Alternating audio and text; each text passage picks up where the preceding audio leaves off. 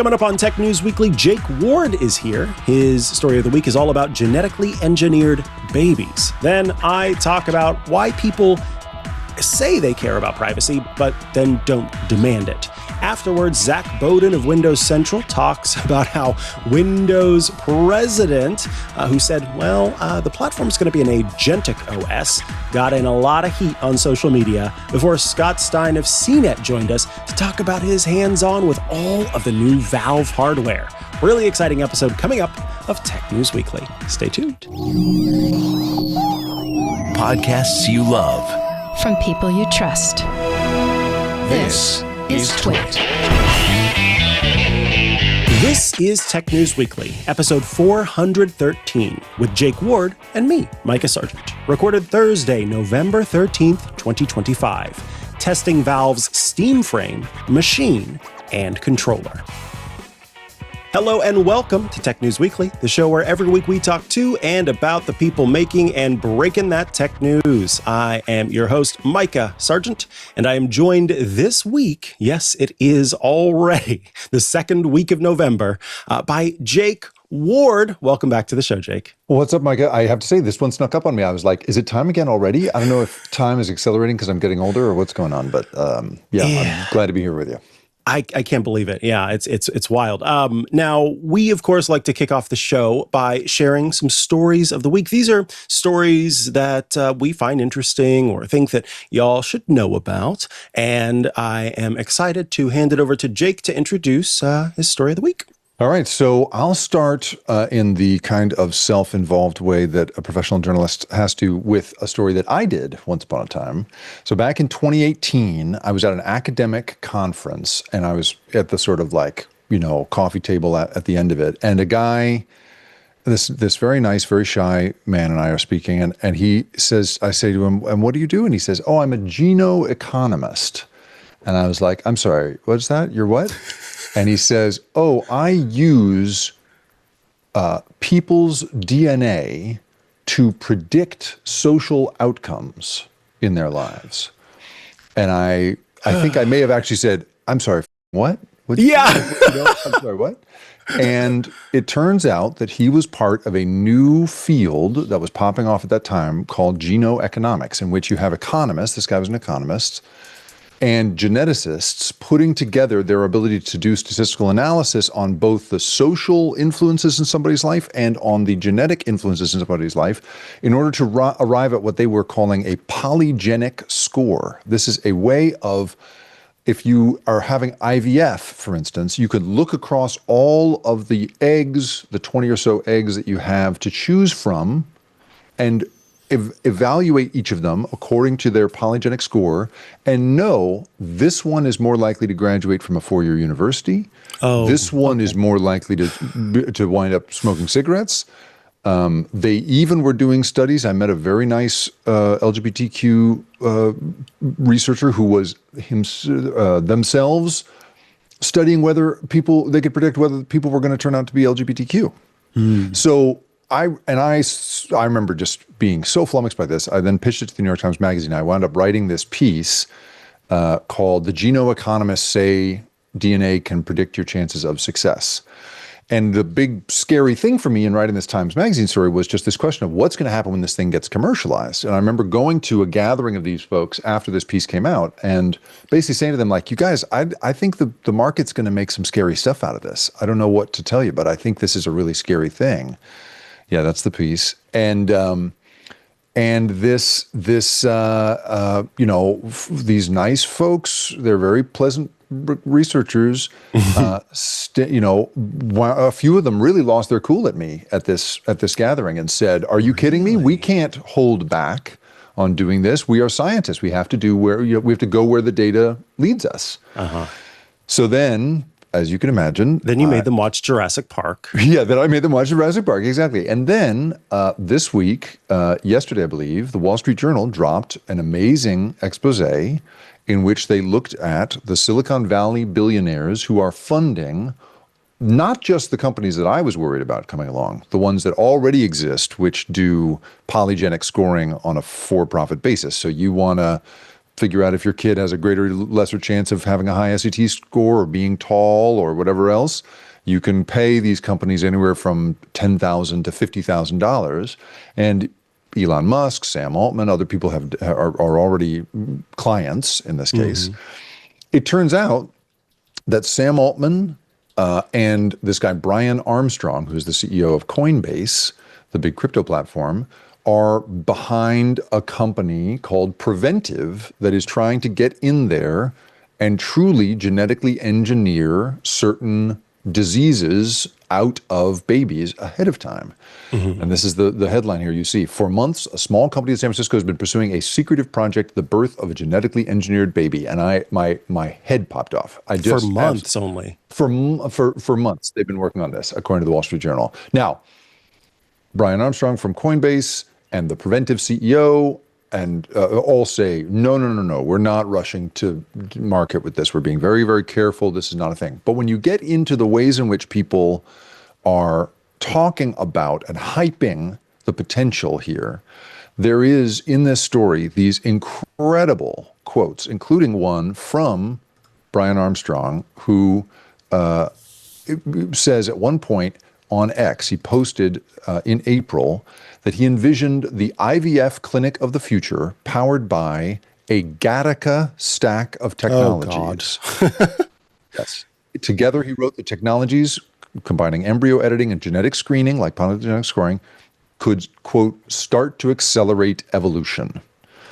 And so let us pause there, Mikah, and hear what your reaction is to this. Yeah, so there are so many layers to this, right? Like this, who knows if we even get to mine because we might be breaking this down for a while. But I want to start with kind of the last thing that you were talking about there that we see so often at play.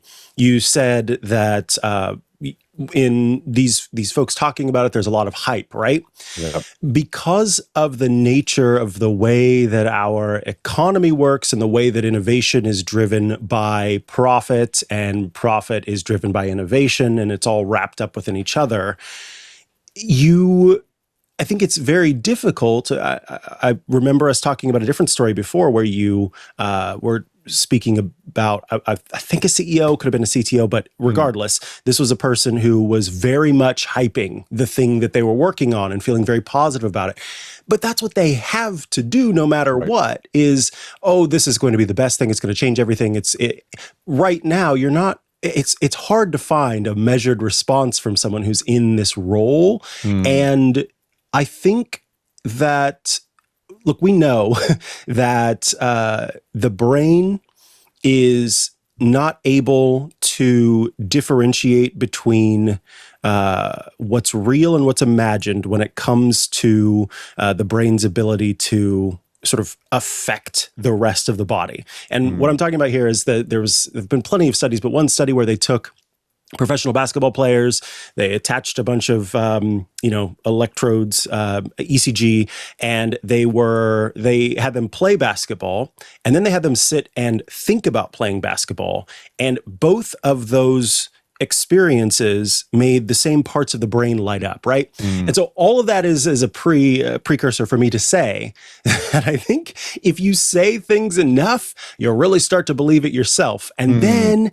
you start, and if you're surrounded by other people who are constantly going like, yes, this is the future, this is good, why should we stop? We are scientists, we have to do this, we have to push forward. You just get this steamroller, that's just rushing through and making this stuff happen. So there's that aspect of it of like, because of the way that our world works, and some would argue it works better, some would argue it works worse, there is this feel that it's a drive to make this happen no matter what. Yeah, right. The toothpaste is out of the tube. People love to say, toothpaste is out of the tube, and somebody else is going to squeeze the toothpaste, so we need to be squeezing it as well. Might as well be me squirting it all over the ceiling. Okay. Exactly. And then when we look at, because I am glad that I'm not in charge of differentiating, of determining, of defining that line between what is a designer baby and a sort of designed creation versus what we do allow. And by that, I mean, I already could go in and get a bunch of tests that say, okay, your DNA says that you are prone to this, this, this, and this, and you have this much of a chance to pass this on to your child based on what, knowledge we have right now about the genetics. And then you can make an informed decision. We also have the tests where a person with breasts knows that if they have this specific gene, then it's very, very, very likely that they will get breast cancer. And so you can have your, breasts removed before that. Yep. So I was just had dinner with someone the other day who had proactively done all of that in her, I think she wasn't even 30. Wow, because of the BRCA gene. That's right. It gave her a chance to get out in front of a thing that had killed her mom and the rest of it. That's exactly right. Can I jump in on this question? Please. So I think you're really bringing up such an important thing. So clearly there is a role in genetic screening for figuring out the medical challenges that face someone and trying to account for those. And the polygenic screening companies that will look at your available eggs and tell you which one is going to be tallest or shortest, but also will tell you which one is likely or not to have this or that genetic disease. So one of these companies is a company called Orchid, and the spokeswoman tells the Wall Street Journal, quote, "It's not about genetic superiority, it's about disease risk mitigation. Children who make it to adulthood without life-threatening diseases are genetically lucky." Because they charge $2,500 per embryo to run a slate of genetic tests and produce a risk score for Alzheimer's, bipolar, or schizophrenia. Okay, now what the experts, however, say is when you look at the way this, first of all, the American College of Medical Genetics and Genomics concluded last year that polygenic screening does not offer proven clinical benefit, and you have in this piece just ethicist after geneticist after researcher saying things like this. University of Virginia behavioral geneticist Eric Turkheimer said that marketing unproven promises of vague optimization is, quote, corporate eugenics. And to my mind, what you brought up there, right, the profit motive, the need to make money off of this, puts it into a different category than the rest than to my mind, just sort of screening for disease. And the fact that there is almost no regulation other than the actual genetic engineering of a child. There's no real regulation around screening, certainly. And so I have spoken to, when I was doing the New York Times piece, I spoke to a practitioner in LA who was offering parents the chance to choose skin color. Wow. The range of skin colors available in the eggs that were available to them, right? And I'll tell you right now, they're not choosing darker. Right. You give them a choice of eye color, they're not choosing brown eyes. Right. And so to my mind, there is there is clearly a line here, but I wonder, you've spent as much time as I have observing the way that Silicon Valley sort of processes these choices. There is, as you say, this kind of toothpaste out of the tube idea. And there's also this idea that you can optimize everything. And again and again and again, there's this feeling that children can be optimized, right? That literally, so one of the founders of one of these polygenic scoring companies, and I would point out here very gently that a number of these folks are backed by Peter Thiel and are Thiel Fellows, worth noting. And if you watch Ross Douthat's conversation with Peter Thiel, where Peter Thiel refuses to endorse the idea that humans should survive as a species, you'll get some sense of just how odd his thinking is about humanity in general and our future. But anyway, so the founder of one of these companies, this guy Kian Sadeghi, says, has described polygenic screening as, quote, genetic optimization software. He talks of it as part of a, quote, neo-evolution, a term he defined in a now deleted post on X as, quote, genetically engineering ourselves at scale. Right? It is the lingo and the optimization ideology of software applied to kids, which is just, I don't know, something, you're right. I don't know how to draw that line, but there's a line. And there is a lot, right? We don't have it. Feel we it. don't know what it is yet. Yeah, we can feel it. We just don't know quite what it is yet. And I think that that's one of the biggest factors there for me, right? Is that it is not a person making a choice for themselves on how they want to, if I could walk in and have somebody, I don't know, give me some sort of injection that then I wake up in 2 days and my eyes are a different color and I'm not hurting anyone else. And then that's right. one thing. But the idea, because I already have complicated feelings about just the idea of bringing life into the world in the first place, and the concept of like, you not only bring a life into existence that didn't ask to be brought into existence, and now this person has to experience hurt and experience struggle and experience all of those things, and also the good things, absolutely. But again, there's already kind of a loss of autonomy that comes with that, and then you're in many cases choosing a name for this person. So you've got that choice that you're making for this person for the rest of their life, unless they choose to make a change when they're old. So like, there's already for me this concept of loss of autonomy that comes with bringing a being into the world, and then to go further and say, I am going to also enact all of these small changes as well. And then we just have to keep in mind that as many of these experts are saying, our full understanding of how all of this works together is still not a full understanding. And so you make one little change and you just really don't know the impact that could have later on down the line. That's absolutely right. There's a Stanford University bioethicist, this guy, Hank Greeley, who's a very respected person in this world. And he says, quote, he's talking here about gene editing, trying to actually edit a baby. And he says it still carries the risk of inadvertently inserting or deleting snippets of DNA. Quote, responsible adults agree we can't do it now because it's unreasonably unsafe. And then he continues, the risk-benefit ratio sucks at this point. And there's a real, it is one thing when you are, I think your point is a really smart one, Micah, that like, if you're going to mess with yourself, right? If you're going to have horns surgically attached to your head or whatever you're going to do, I think, I would argue there should be a little bit of mental health screening, but maybe, but for the most part, you should be allowed as an adult to do what you want to do. But in this case, you're right. This idea that you are going to, make a choice for a child that isn't born yet, and that you feel as anyone who has kids, right? I have two kids. Like the number one thing that parenting actually teaches you is just how little control you have over this world, and how and that every day is kind of a gift, and that the idea that you're in charge of your child's development, other than the sort of like saving their life moment by moment when they're toddling around, the idea that you're in charge of who they're going to become is such an illusion, and so quickly is dispelled. So that's the other thing, is this really feels like people who don't have kids thinking about how parenting is supposed to work. Yeah. Yes, that, and is it not ultimately a lack of empathy that is so often at the heart of so much of this? You just see that.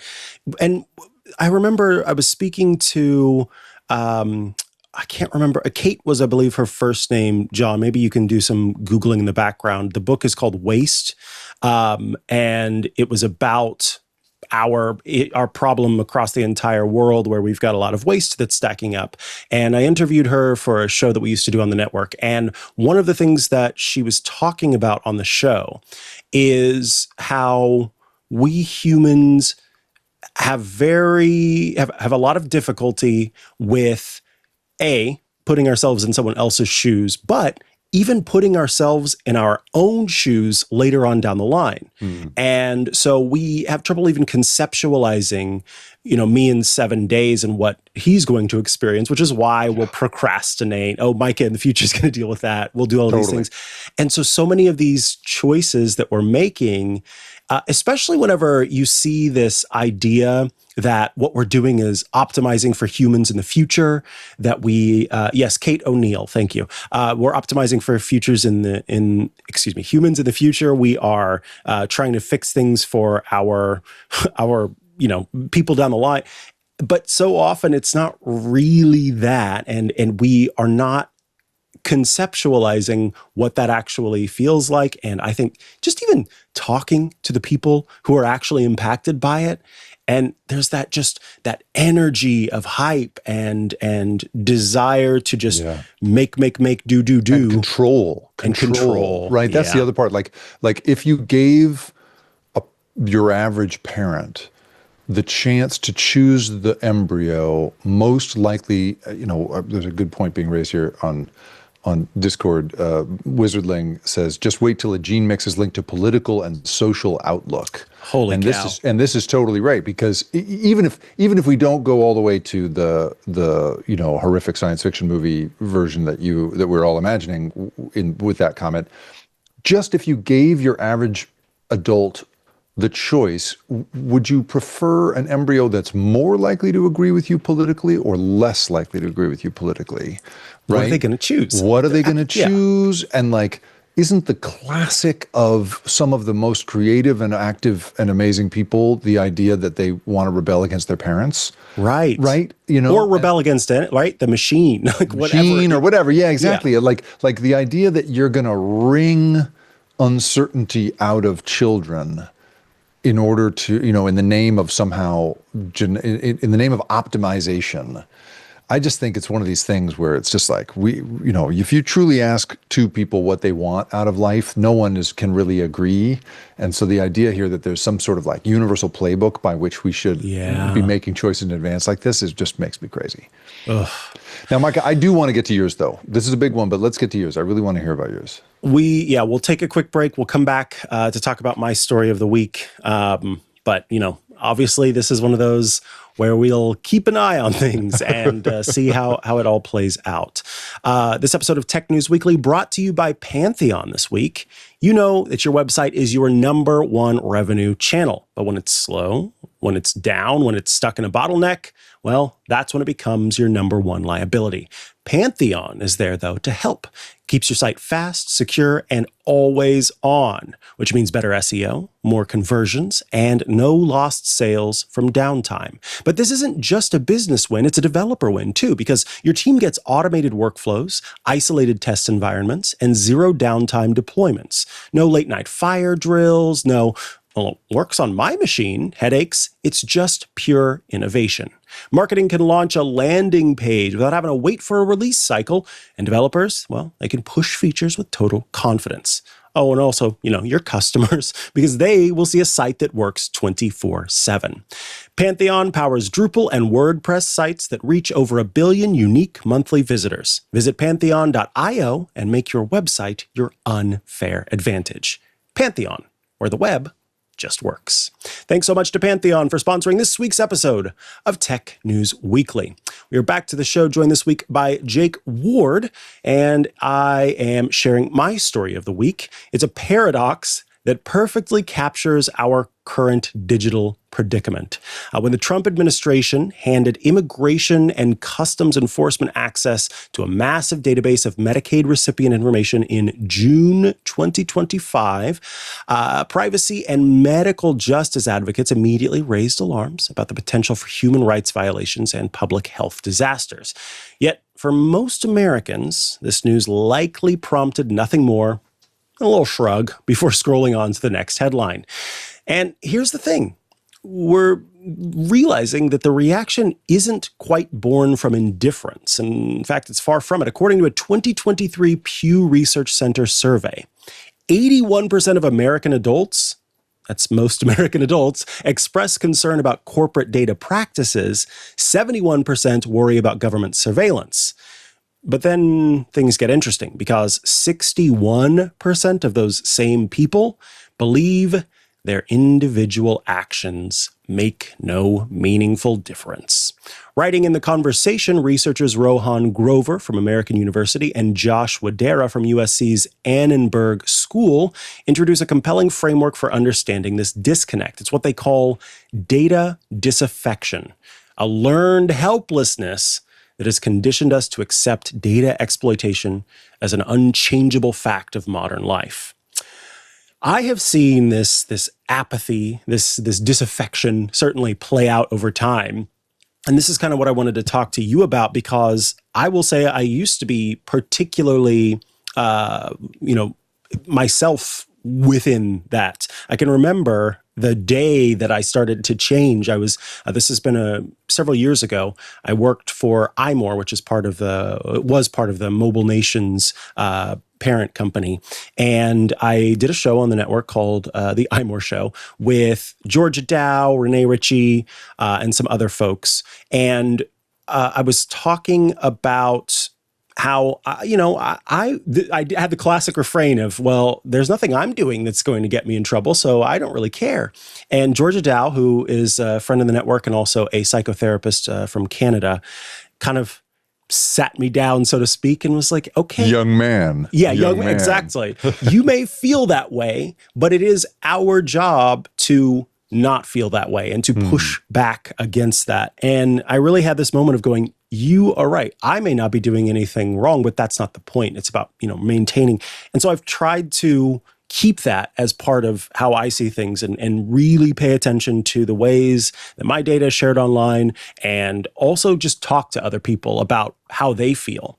And that's where I wanted to open it up. I would love to hear how you feel things have changed around you and for yourself over time, if they have, and how things are going. Man, I really like this a lot. So when I was in my 20s, I was covering advertising for a few years for a magazine called The Industry Standard, a long time ago in the 90s, and during the first internet boom. And it, as a beat, taught me to be I was so angry and cynical about data collection that, somebody at Safeway would say, do you have a reward card with us? And I'd be like, no.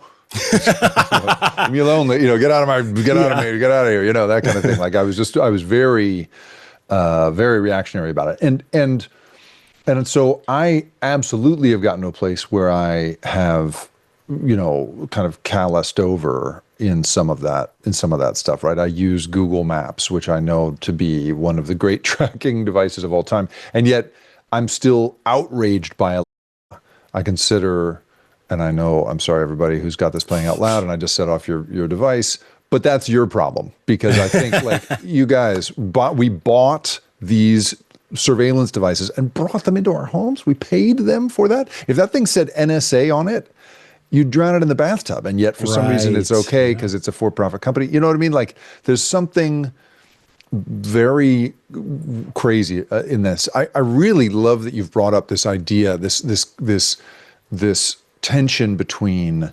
the outrage, the clear ongoing, allergy we have to the idea of surveillance. We hate that, but we also are increasingly sort of apathetic about it. I have to say, I really, for me, I'm going through a phase right now in my life, sort of psychologically, where I've been dealing with AI and its many risks for so many years that I'm sort of in the place that I was with advertising once upon a time, where I've been for a little while there, for about a year or so, I was really annoying on the subject. Just anybody brings it up and I'd be like, don't do it, don't engage with it, blah, blah, blah, And now I'm at a place where I'm starting to realize, I just kind of put my head in the sand for about a year. I didn't want to think about it. And now I'm just starting to sort of think about it again, because I really think that as Dow said to you, just because you're not getting your way doesn't mean that your principles on this stuff should change. Right. Just because you're not seeing your morals enacted in the world doesn't mean they shouldn't be your morals. This is the essence of that now famous Ezra Klein, Ta-Nehisi Coates conversation that went viral, where in that podcast, Ezra Klein basically says, well, but if I'm not getting my way, why should I keep doing this job, essentially? And Ta-Nehisi Coates says, welcome to being black. Stop whining. You hold your morals firm to keep the center of gravity as close to your morals as possible. If you let it slip, it's going to slip. And so, and what the bummer is, I think we've let these for-profit companies define what privacy is supposed to look like in a way that when you go to other like major Western democracies, especially the smaller ones, it's so interesting to see how easy that conversation is for them. They don't have the toothpaste out of the tube, instinct. I interviewed the president of Estonia. Estonia is only like 1.6 million people, so it's not a fair comparison. But, this is a country that digitized very, very quickly. That's a country where you pay your taxes on your phone. You don't need a physical driver's license. Like every interaction with the government happens through your phone or a laptop. And as a result, there would be incredible potential for surveillance and, this kind of panopticon that we're seeing, pushed right now in the U.S. But they were very clear. Oh, no, we're going to create a system, of course, where he describes it as a Christmas tree with all the ornaments, and each ornament is a different part of your data. So your healthcare hangs separately from your medical from your bank records, which hang separately from your police records.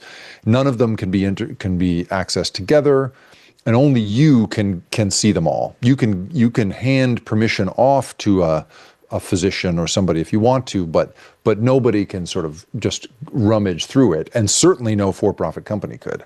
And when I asked him, well, what's it like to get to that place? He was like, well, that was just the obvious choice, And here something has been co-opted in the name of convenience, to sort of say, oh no, we concede. It's okay if a certain amount of surveillance takes place that wouldn't normally want because of the conveniences of it or because it's free or whatever the thing is. So anyway, I love that you're bringing up this tension. Yeah. And I'm going to briefly touch on the data disaffection kind of defined, and then we'll have to move on because we've got our next guest waiting on the line. But Grover and Wadera, the people who wrote this, talk about data disaffection as kind of trying to define the phenomenon. And so again, it's very much distinguishing it from apathy. So in my calling it apathy, that is not what they're talking about. Disaffection, not the same as apathy. It's not a lack of feeling, but rather an unfeeling, an intentional numbness. This numbness serves as a psychological defense mechanism, allowing people to function in a world where constant surveillance and data extraction have become prerequisites for participation in modern life. So it's almost this idea of being in denial and knowing it's not the frog in the boiling pot. It's the frog in the boiling pot, but the frog knows that it's boiling, and it feels like the way for it to protect itself is to pretend like the water's not boiling. It's the dog. It's the dog. It's fine dog. Yeah. I'll leave you with it. Just stay spicy, everybody. That's my final. Exactly. You got to stay spicy. Stay spicy. So everyone should go check out this piece in the conversation. It is fantastic and really, I think, touches on a lot of it. And for me, kind of reignited some of that fire that I needed to pay attention to that's around me, right? So I think that was helpful because I think when you can define a thing and you can point it out and you can deal with it, is that not cognitive behavioral therapy in and of itself? So wonderful.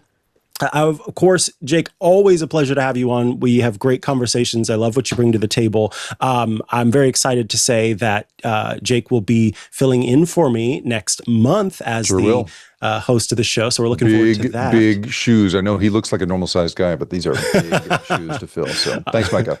Yeah, absolutely. Real quick, if people want to follow you online, check out your work, where are the places they should go to do so? RipCurrent.com is my newsletter and podcast. I would deeply appreciate any subscription. You can follow it anywhere you get your podcasts. And I'm all over TikTok for some weird reason at by Jacob Ward. So thanks, Micah. Thank you so much. Bye-bye. Alrighty, folks, we're going to take another quick break, and we'll be back with our first interview coming up next, all about Windows and its agentic promise. Firstly, though, this episode of Tech News Weekly is brought to you by Veeam. When your data goes dark, well, Veeam is there to turn the lights back on. Veeam keeps enterprise businesses running when digital disruptions like ransomware strike. Ooh, we know ransomware, huge. It is pervasive. It is going to impact so many businesses. You need something to help you out. So how does Veeam do this? Well, it gives businesses powerful data recovery options that ensure you have the right tool for any scenario, broad, flexible workload coverage from clouds to containers and everything in between, full visibility into the security readiness of every part of your data ecosystem, plus tested, documented, and provable recovery plans that can be deployed with the click of a button. That's why Veeam is the #1 global market leader in data resilience. Just call them the global leader in helping you stay calm under pressure. With Veeam, it's all good. Keep your business running at Veeam.com. That's Veeam.com. And we thank Veeam for sponsoring this week's episode of Tech News Weekly. All right, we are back from the break, and I'm excited to be joined this week by Windows Central's own Zac Bowden. Welcome back to the show, Zac. Thank you so much for having me. Yeah, so I am looking forward to this conversation because it's a little bit about a social media own, but more about kind of looking at a platform that every time I see news about it, it's all about AI. So I was hoping that you could kind of walk us through what the Windows president announced about the operating system becoming an agentic OS and the specific reactions that his post received on X.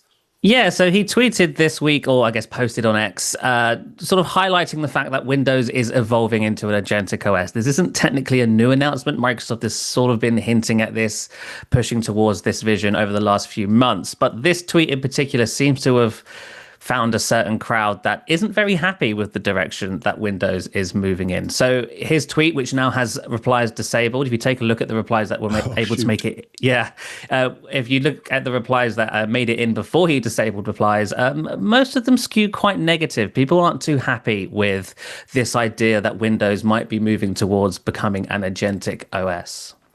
Now, when Microsoft says agentic OS, or when the Microsoft president says so, what does that mean, and how has the company kind of been positioning Windows to move in this direction over recent months? So when Microsoft refers to an agentic OS, they're talking about an operating system that can do things for you on your behalf. If you think about how we use computers today, we basically have to manipulate everything from the buttons you click to the functions you use within apps. You're doing most of the work. With an agentic OS, the idea is you can just tell an AI to do the task you want to do, and it will do it for you. And Microsoft has even announced a feature coming soon to Copilot that will allow the AI assistant to take control of your PC, take a task and complete it within its own little Windows desktop environment. You can watch it do the task, or you can minimize the window and go about doing your own task and sort of do two things at once, kind of. It's a feature and a vision Microsoft is working towards actively. But people just aren't too keen on it, especially coming from Microsoft, given how much data it requires from you to be functional, right? AI is, it requires an unprecedented level of data access, which I think a lot of people aren't comfortable giving Microsoft. Now, this is one of the interesting things about this. Typically, when you see kind of a negative or when someone receives kind of a negative reaction on social media, there's always this sort of immediate defensive reaction that says, oh, this is just a small vocal minority. These are the 2 or 3 people or 10 people that are just angry all the time, and that's all you're seeing here. But you kind of suggest that it's not really just a small vocal minority. What patterns are you seeing, and how Windows users are expressing their concerns about the way that the platform's going? Yeah, if you take a look at any of the coverage around Microsoft's AI efforts when it comes to Windows, if there's a comment section on any of these articles or forum posts or Reddit posts, the responders are usually quite negative. They're not interested in this vision Microsoft is trying to push forward with Windows. People think Windows has other problems that needs to be solved first. Things like bloating, slow performance, bugs and issues that crop up constantly. I think almost every week these days you'll find a headline where some new Windows update or app update has caused something to break within Windows.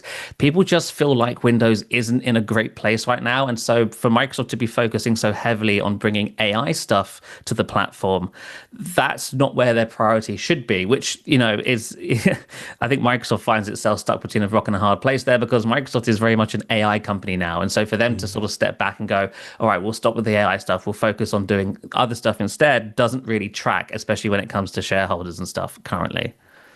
There's also, from what I've seen, sort of there's the hardware side of things where we see these AI first PCs and sort of marketing surrounding having hardware that is ready for the AI future.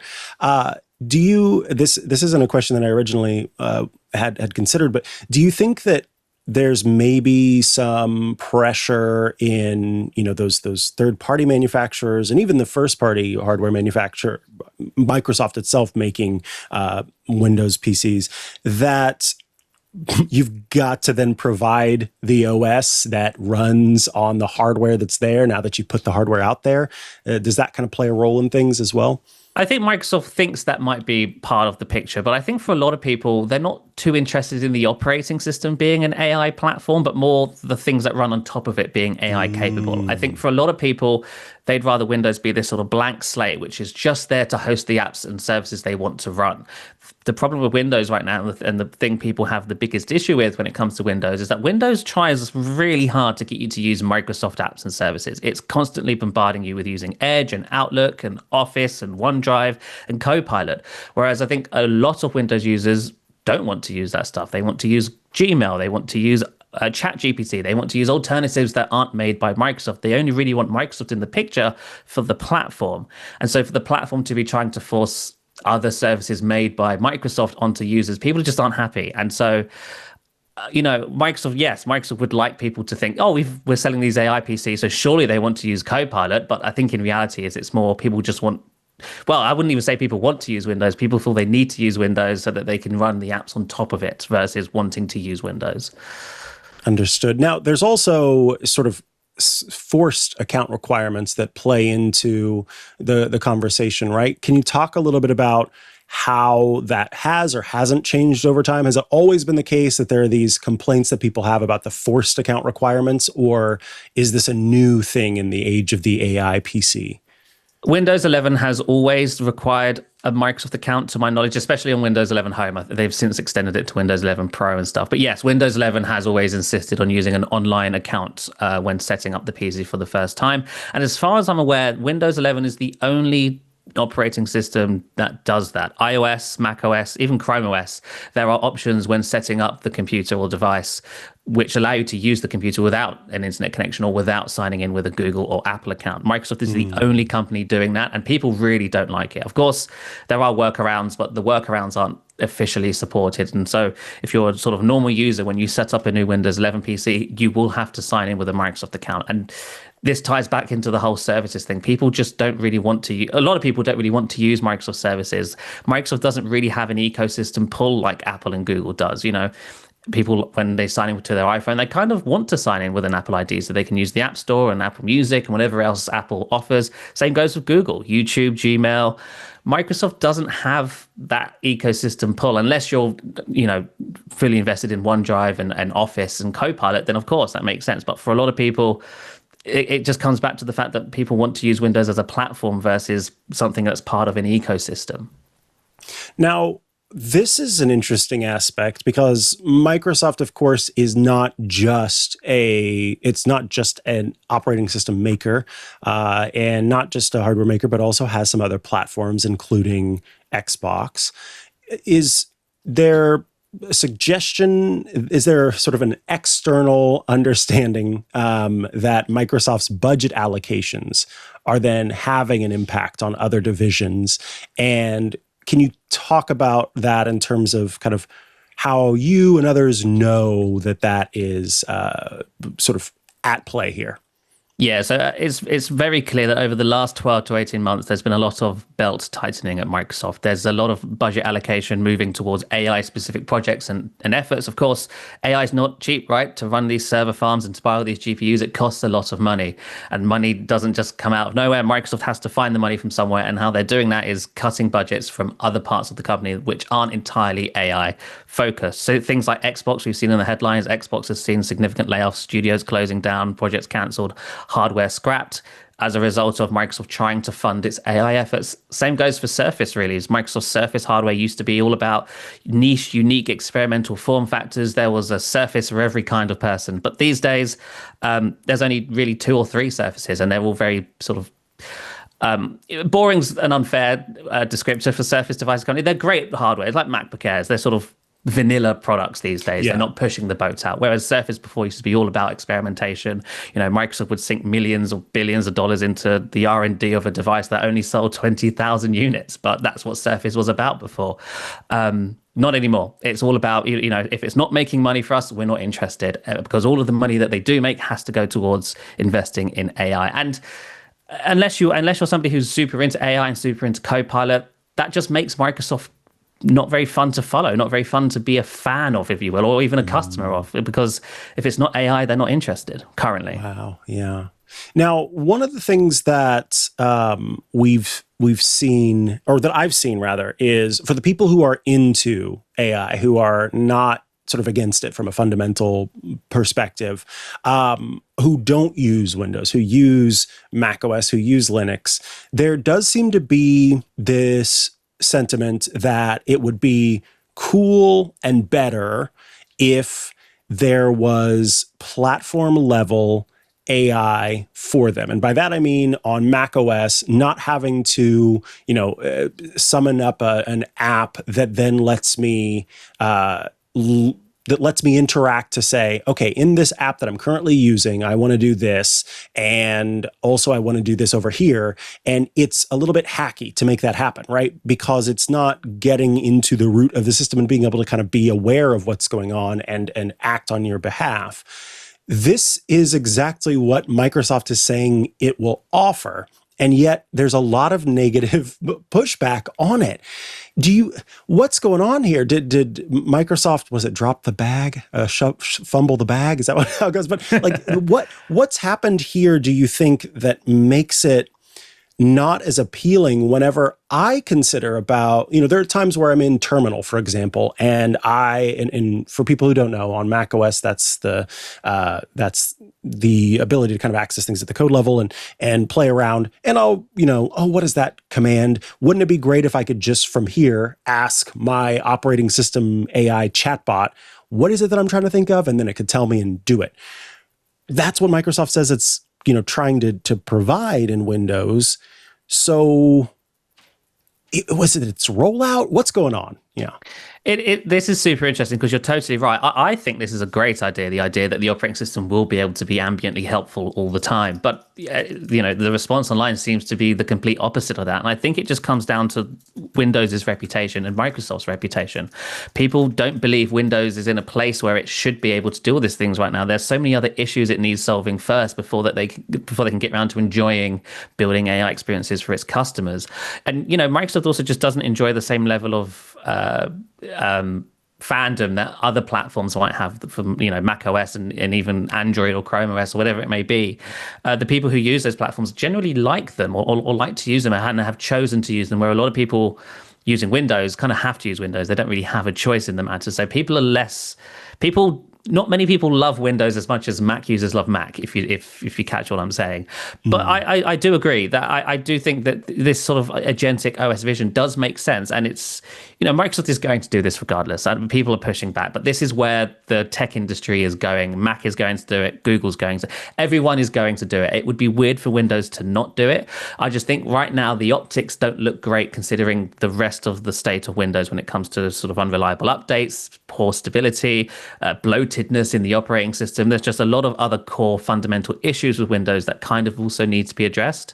And then I think people will be a little bit more okay with this. And then the other thing is, this is all stuff that we're yet to actually use. So it's all in people's heads and people don't really know how it's going to work. Once people realize how useful this tech can be, I think people will probably be less angry about it. I love that. I think that's a great sentiment to sort of round things out there, because I saw that with the I can't think of what it's called. Maybe you'll help me remember. But was it Windows Recall? I think is what it was. Yes. Everyone was very much against it, and I thought Right. no one's even used it yet. And I understand sort of from a conceptual level it being, but I think there is something to be said for let's maybe see how it actually works in practice before we give our full and official. I can imagine that would be frustrating as a developer working for a company, working hard to bring something to market and seeing everyone be very upset about it. It's like, well, have you even tried it yet? I don't know. Right. Yeah. So I want to thank you so much for taking the time to kind of walk us through the social media blowback and also the current state of Windows. If people would like to keep up to date with the work that you are doing, where are the places they should go to do so? You can check out my work at windowscentral.com, and you can follow me on X at Zac Bowden. Awesome. Thank you so much. Always a pleasure to have you on the show. Thank you. Alrighty, folks, we're going to take a quick break and then we'll be back with our next interview. But first, let me tell you about ThreatLocker, bringing you this episode of Tech News Weekly. We've talked about it so much. Ransomware is harming businesses worldwide through phishing emails, infected downloads, malicious websites, RDP exploits. You don't want to be the next victim. ThreatLocker's Zero Trust platform takes a proactive deny-by-default approach that blocks every unauthorized action, protecting you from both known and unknown threats. Trusted by global enterprises like JetBlue, Port of Vancouver, ThreatLocker actually shields you from zero-day exploits and supply chain attacks while providing complete audit trails for compliance. ThreatLocker's innovative ring fencing technology will isolate those critical applications from weaponization, so it stops ransomware, limits lateral movement within your network. ThreatLocker works across all industries. It also supports Mac environments. It provides 24/7 US-based support and enables comprehensive visibility and control. Mark Tolson, the IT director for the city of Champaign, Illinois, said this about ThreatLocker. ThreatLocker provides that extra key to block anomalies that nothing else can do. If bad actors got in and tried to execute something, I take comfort in knowing ThreatLocker will stop that. So stop worrying about cyber threats and instead get unprecedented protection quickly, easily, and cost-effectively with ThreatLocker. Visit threatlocker.com/twit to get a free 30-day trial and learn more about how ThreatLocker can help mitigate unknown threats and ensure compliance. That's threatlocker.com/twit. And we thank ThreatLocker for sponsoring this week's episode of Tech News Weekly. All right, we are back from the break, and I am very excited to be joined by the prolific and wonderful Scott Stein of CNET. Welcome back to the show, Scott. Hey, great to be back on. Thanks.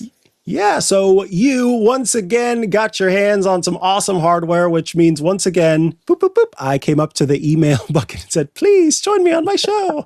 And thankfully you said yes. I was very excited to see that Valve had a bunch of announcements. And again, very excited to see some photos of you using the new hardware. Starting with the Steam Frame, you've been focused a lot on the VR, AR, XR space. Tell us about what initially struck you about the Steam Frame, what it is exactly, and when you put it on. How does Valve position this VR headset when it comes to some competitors like the Meta Quest and the Apple Vision Pro?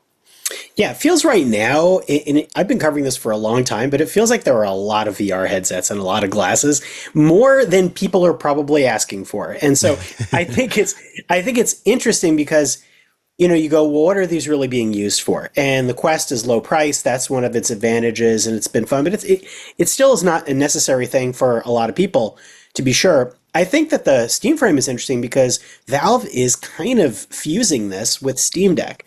They are making this proposition that it's not just about VR, but it's also playing games from your Steam library, regular 2D games. And it seems like a lot of them, although it's going to be on an ARM processor.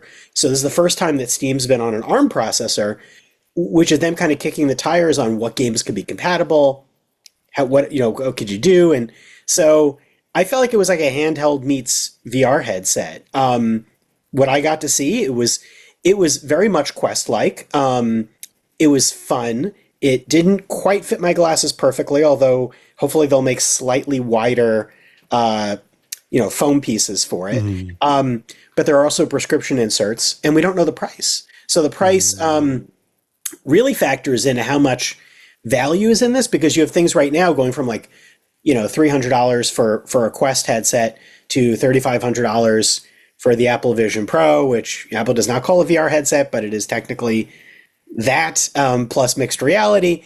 And so that is where we're at. And Valve is not going into the high-end mixed reality AI game. They're going into the we want to play fun games and work with the stuff you've got game. Now, can you tell us a little bit, because it's sort of a unique controller design, right? What is it? How does it enable playing VR, but then also traditional Steam games? That's interesting.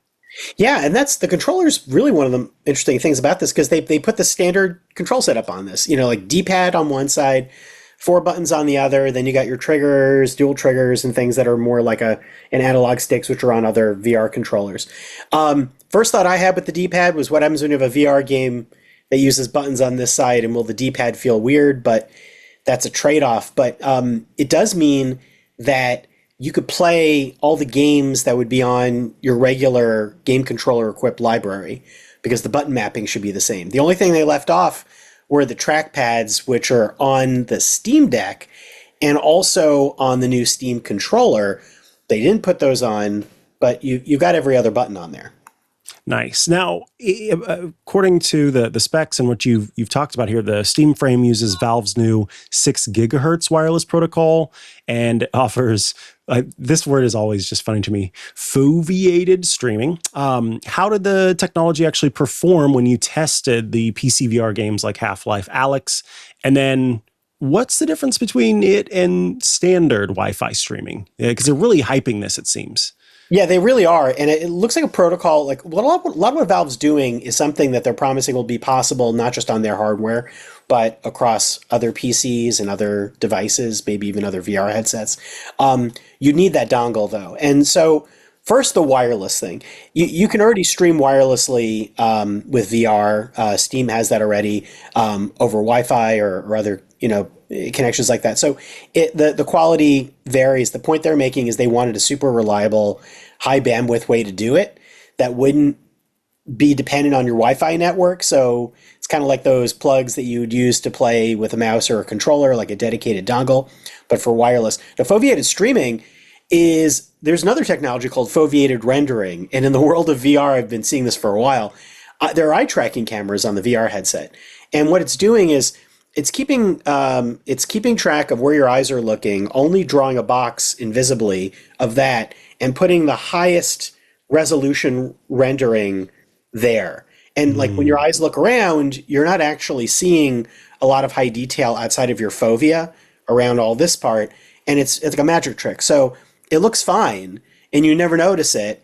And foveated rendering is for graphics, so to do more on a smaller graphics chip, but they're trying to do more on smaller streaming bandwidth while still playing the game on your PC, which is interesting. I mean, I kind of thought this would already have been here in the VR landscape, but VR doesn't move as fast sometimes as I think it would. Yeah, that is interesting. And the difference between the two that you would have, I guess, the potential for both really. So the Steam Frame, that's one bit of hardware, but Steam said, we've got more. There's a Steam Machine. You use the Steam Machine. Of course, we'd love if you could start by telling us a little bit about it, but then tell us about the performance inconsistencies that you experienced.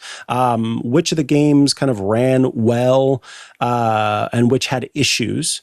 And what did Valve have to say about the optimization timeline? Yeah, so I mean, the box is really cool. It's it's small. It's 6 inches, I think, by 6. It's a cube looks smaller. It is smaller in general than the largest Xbox. It's easily game console sized. It's something that looks more like a thing you put next to your TV, which is what it's meant to be. And Valve has done this before. A decade ago, CNET was looking at the Steam Machine technology that Valve was also talking about putting in front of your TV, and that didn't work out so well. It was obviously much earlier days. The idea here is that it'll be good enough graphics wise, and that it'll play games well on a TV. the thing that Valve is touting here is they said that they've been learning a lot about how to optimize games on smaller graphics from what the Steam Deck does. Now, I am impressed because the Steam Deck really does play a lot of games really well that you wouldn't think would be possible. And that conversion magic is what's given them this edge and kind of changed the shape of what handheld game systems can do. Now, can they pull that off on the Steam machine? When I played it, they were definitely showing a lot of super, graphically simpler games, like 2D types of games, and you play Balatro and things like that. But of course, you can play those on your phone. Some other games looked okay, Cyberpunk 2077, but some games like Sonic Racing Cross Worlds, which should have played really smoothly, it looked like I was having some graphic slowdowns. The team, though, was mentioning that my demo was so early in this. There were only a handful of us that were at the headquarters, and I think it was one of the first demos of the multiple days. They said that there may be future graphics updates in these, and then also a lot of the optimization that Valve's trying to do with this, not to defend them on this, but I think they were saying that the library capability with like Steam Deck kept changing over time, and that we're still like this is not coming out till 2026. So it's hard to tell from what I demoed how well games will play. But I think the expectation would be that this is not going to be bleeding edge graphics gameplay. This is going to be something, in maybe even less than what some pro consoles can do. I don't really know. And, how good that is and how much that costs is everything. The graphics horsepower they were touting was 6 times the Steam Deck, which is a weird metric because that's a gaming handheld. And, that's not like what you'd want to compare to a PC. And it's hard to tell based on like the chip specs, which I have in my story. It's hard to tell what that will all be. Will it be like a gaming laptop? Will it be like this? And people are already curious about that. But I do think what it is that I looked at the whole ecosystem idea here. It's like instead of getting a new game handheld, you've got this VR headset, this game machine, and this new controller. And you're like, well, what are all of these and why do I buy them? And it seems like they're exploring basically how to get Steam games everywhere outside of your desktop PC, like on smaller things, in front of your TV, and make it more competitive with mobile and where consoles going. And I'm sure the hardware that they make for this is going to keep evolving too, and that other companies are going to make. So I think I saw it as more as the infrastructure, even more than the individual products. But for sure, they're making these products next year. Okay, that's interesting as this sort of ecosystem, right? All right, let's take a quick break. We are joined this week by Scott Stein. Very excited about our conversation, but I want to tell you about CashFly for a moment. We love CashFly because for more than 20 years, CashFly has held a track record for high-performing, ultra-reliable content delivery, serving more than 5,000 companies in over 80 countries. At Twit, we have been using CashFly for more than a decade. We love the lag-free video loading. You love the hyper-fast downloads, the friction-free site interactions. So you can join companies like Adobe, Microsoft, LG, the NFL, again, us at Twit, and many more that rely on CashFly. CashFly's proof, well, it's in the petabytes. Events stream smoothly to millions of concurrent users worldwide. Online games, well, those are going to start 70% faster. They're going to scale instantly. They're going to play without lag. Software downloads flawlessly during releases, patches, and updates. HD video plays on demand with ultra-fast sub-second start on every device. Podcasts, well, those are going to reach global audiences at record speed at any scale, plus 100% availability in the past 12 months. CashFly delivers rich media content up to 158% faster than other major CDNs and allows you to shield your site content in the cloud, ensuring a 100% cache hit ratio. Never pay for service overlap again, because with this, you will get flexible month-to-month billing for as long as you need it and discounts for fixed terms once you're happy. So that way you can design your own contract when you switch to CashFly.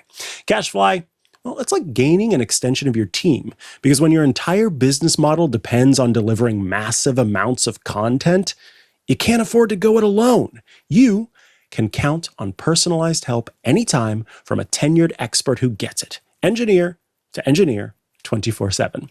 So learn how you can get your first month free at cashfly.com/twit. That's CACHEFLY.com/twit.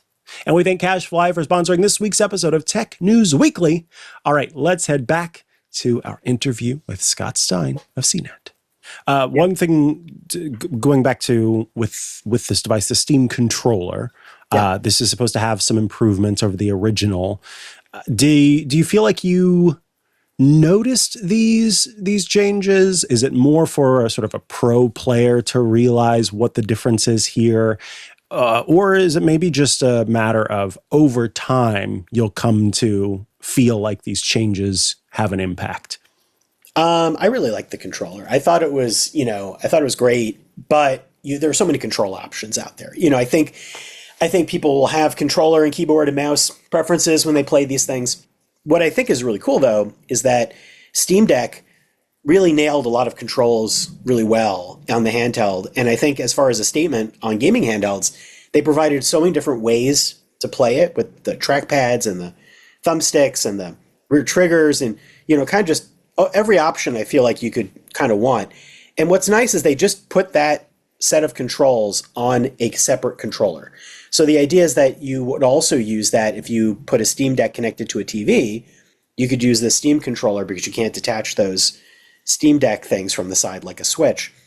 And that's really useful. That's just like a basic, good, useful thing. The wireless, again, using a custom wireless dongle for that is nice. Again, the idea is that they want all those things to like not tax everything else and how it's connected. Again, I'm curious how much it costs, but everything about it felt really good. They also have people who like nerd out on gyro aiming. It has like the ability to like tilt and aim, and you can put your fingers on the top or underneath and just lightly touch them and activate gyro, and then like untouch them. So there were a lot of like, I think there was a lot of flexibility to it. It was not the thing that immediately excited me about the visit, but it was like another part of, to me, it's another play to say, they kept saying you could use this and this or this and this, and you could kind of use all the products together.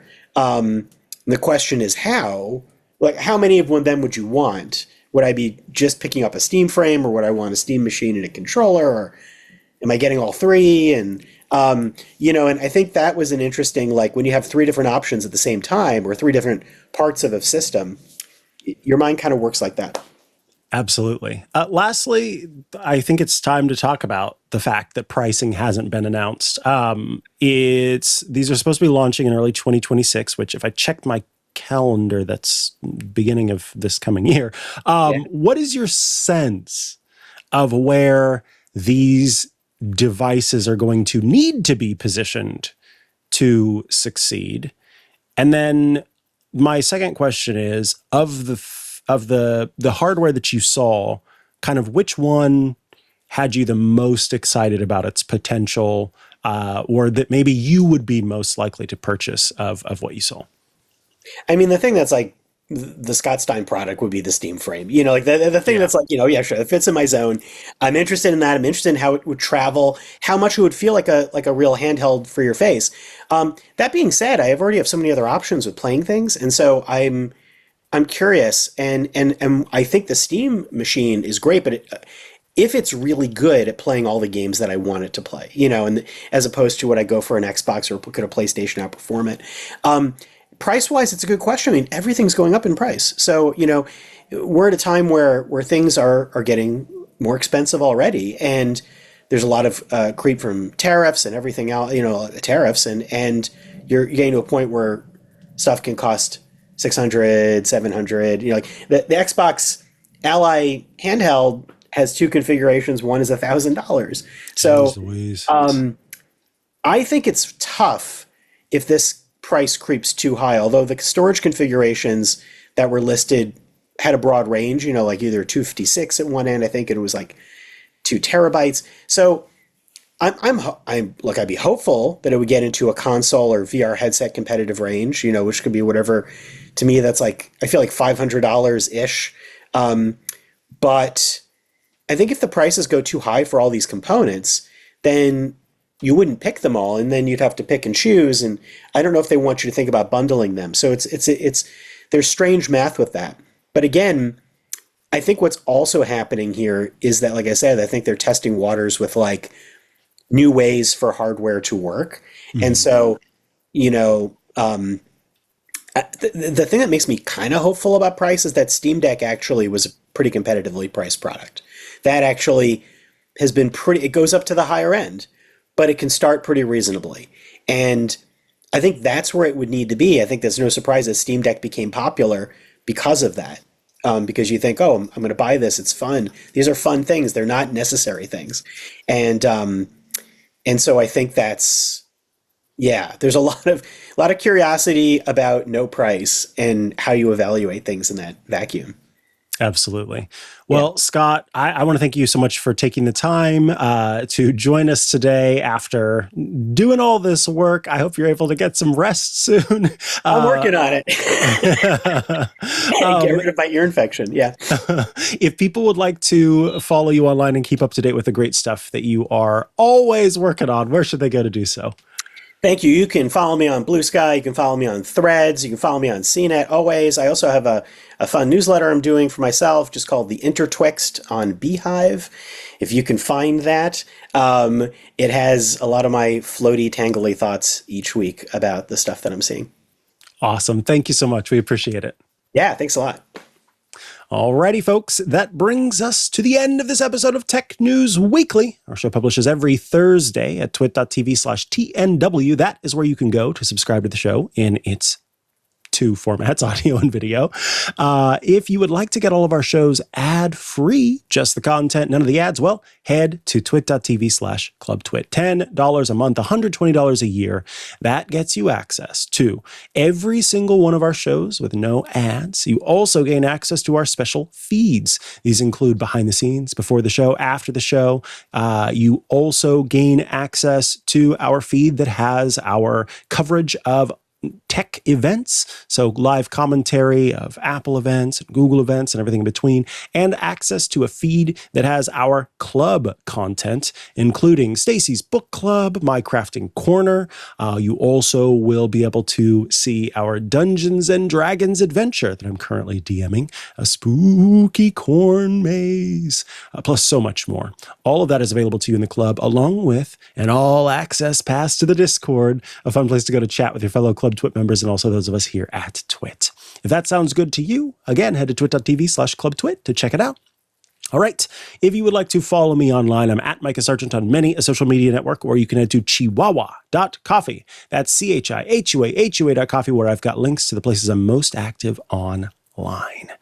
Be sure to check out my other shows on the network, including Hands on Apple and iOS Today, which will publish later today as we record this, and of course, Hands on Tech, which publishes every Sunday. Thanks so much for tuning in. I'll be back again next week with another episode of iOS.